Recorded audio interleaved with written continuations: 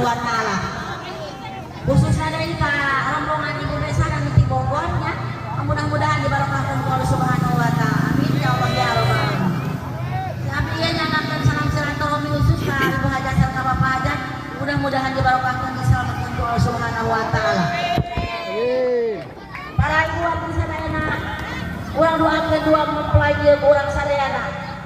Urang doakeun khususna masih dipanjangkeun umurna kalian umurna barokah, masih nyalakeun jodohna kalian jodoh bahagia di dunia wa akhirah, masih nunggu didirikin anu agung anu halal buat bakal ibadah ka Allah Subhanahu wa taala. Amin. Ya urang doakeun kurang sakali dari mudah-mudahan rumah tanggana dua mempelai masih rumah tangga sakinah mawadah warahmah.